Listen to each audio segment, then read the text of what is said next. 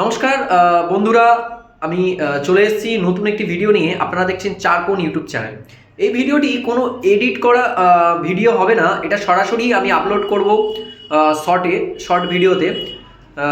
যে ভিডিও নিয়ে বলতে এসেছি সেটি হলো, আপনারা সকলেই জানেন সম্প্রতি সোশ্যাল মিডিয়ায় একটি পোস্ট ঘুরে বেড়াচ্ছে, যে পোস্টটি অরিজিৎ সিং স্যার করেছেন। আমরা যারা গানপ্রেমী মানুষ, যারা অরিজিৎ সিং স্যারকে ভালোবাসি, তারা অনেকেই এই সময় একটা বুক ভরা বেদনার মুহূর্তের মধ্যে দিয়ে আমরা যাচ্ছি। তো এই সময় একটা ছোট্ট জিনিস বলার, সেটা হচ্ছে আমরা ওনার করা পোস্টে দেখেছি উনি আর প্লেব্যাক সিঙ্গার হিসাবে কোনো সিনেমাতে গান করবেন না, কিন্তু উনি গানের জগতে থাকবেন। আমরা এই যে করা পোস্টটি নিয়ে অনেকেই বেদনাদায়ক জায়গায় আছি, কিন্তু আমরা চাই উনি প্লেব্যাক না করলেও আগামী দিনে যেন প্লেব্যাকের জায়গায় আরও বড় কিছু জায়গা, বড় কিছু চিন্তা ওনার মনে নিশ্চয়ই থাকবেন। তো সেই চমৎকার জিনিসটা আমরা যেন দেখতে পাই।